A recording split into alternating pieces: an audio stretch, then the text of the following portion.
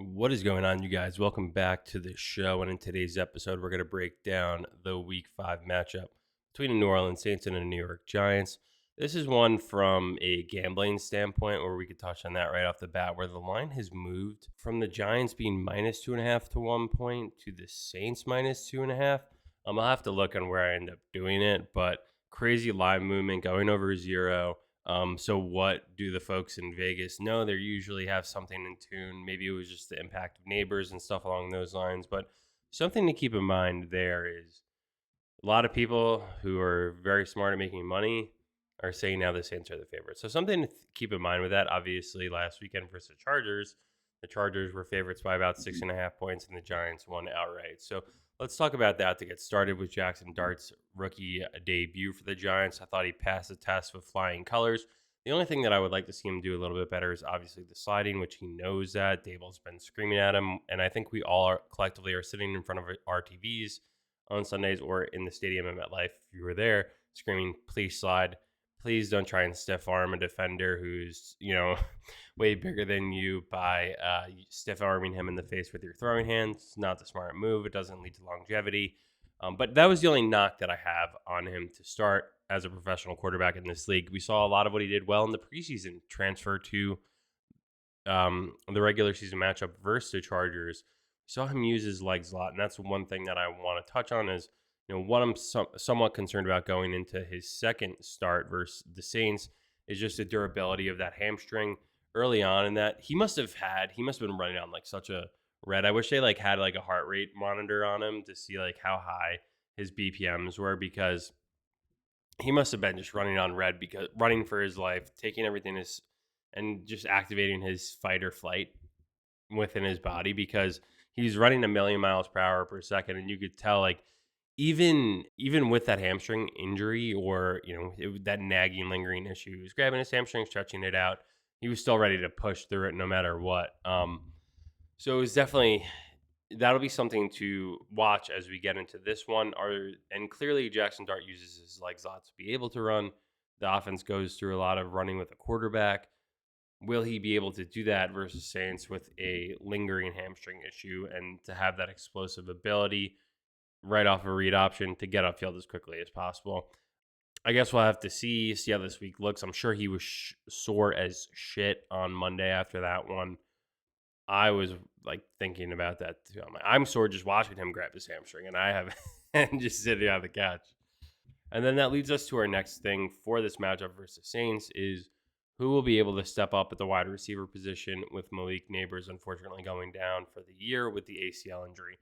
Just a brutal injury to have at this point. We really can't have nice things. I was so hyped for Malik's season, and it all goes through off the rails in halfway before the even halfway mark of Jackson Dart's first debut. So we couldn't even see our shiny new quarterback play with their number one, toy, right? And that's just unfortunate. That's the way the cookie crumbles. That's the way the NFL is. And it's why you have to build a well-rounded team and a well-rounded wide receiver room. The Giants wide receiver room has been, I think, lacking for quite some time. Getting Neighbors was huge. But now you're looking at other guys to step up, between Wan'Dale Robinson, who did have the big game versus Cowboys earlier this year. He has been a safety blanket. They do get involved in the screen game.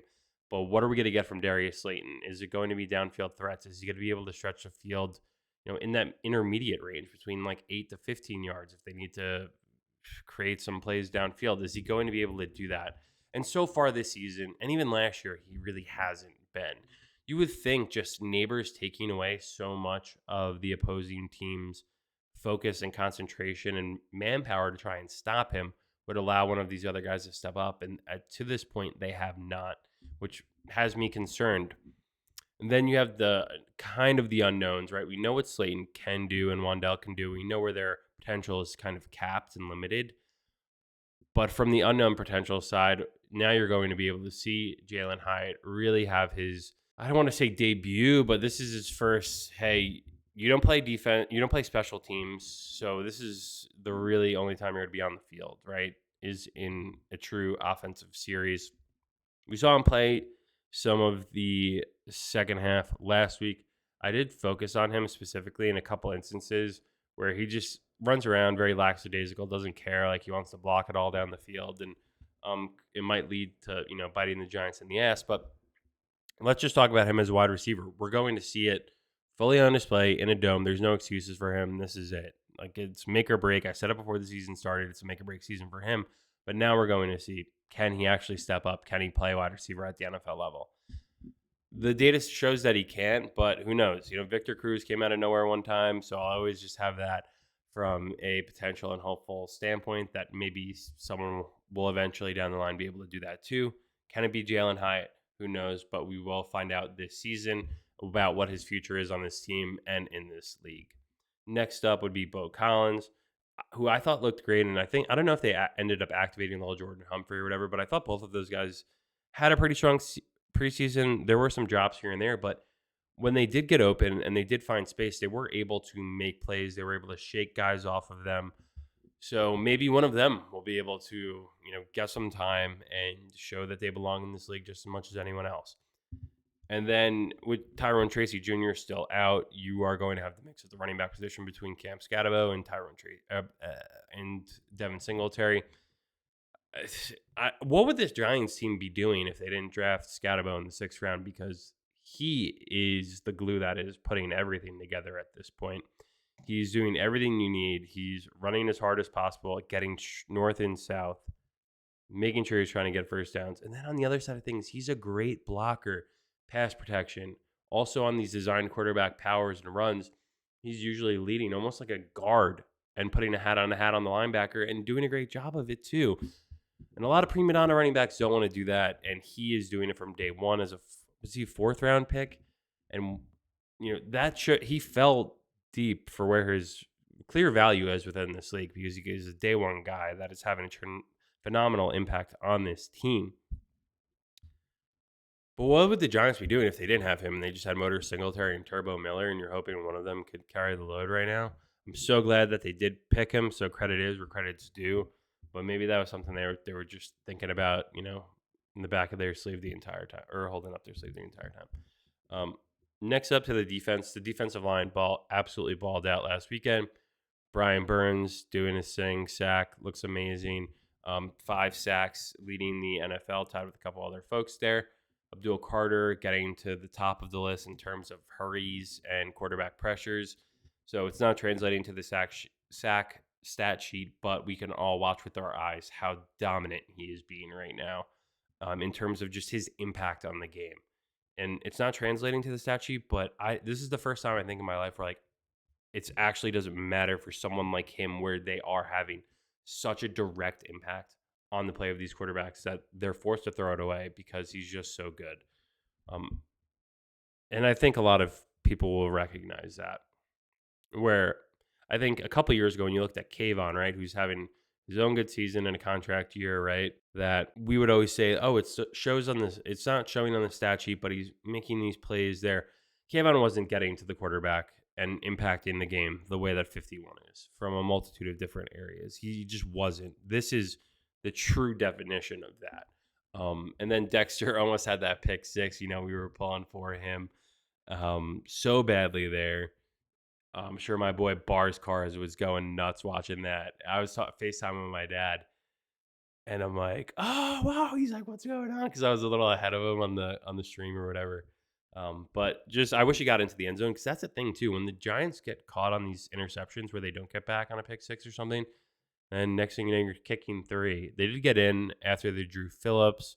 After the Drew Phillips interception later, they did get in with Theo Johnson touchdown, but it is hard, and it's not a guarantee when you get the ball at the 3-yard line the Giants are going to put it in. In fact, it's kind of a rarity from what we've seen just not only this season, but the season prior.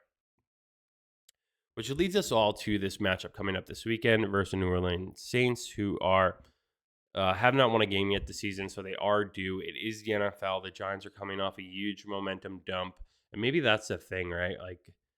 What Vegas might be thinking is they had such a huge win at home. Now they got to go on the road. People are a little banged up. You lose Neighbors, your quarterback who uses his legs to really be as successful as possible. Doesn't really have maybe a 50% capacity in that regard.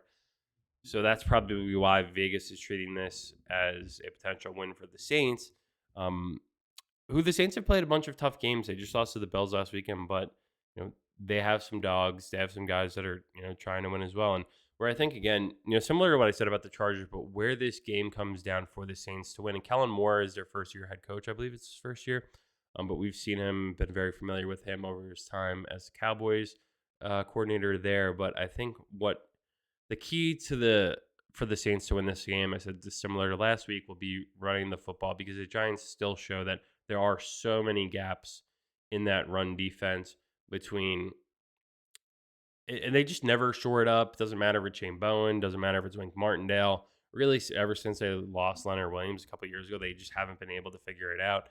Down a couple linebackers, and they haven't really had that secondary defensive tackle run stopping plug to be able to make that difference there. So we talked about the original bet up front, but if you're looking at props to dive into, I'd probably look at Alvin Kamara, maybe rushing and receiving combined props because he'll be able to create some space and have some catches out of the backfield. He's a much more dynamic receiving option than Amari Hampton was last weekend, and he had success out of the backfield.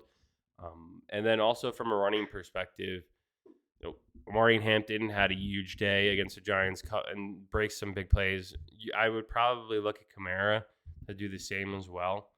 So I'd probably look Kamara anytime touchdown and 60.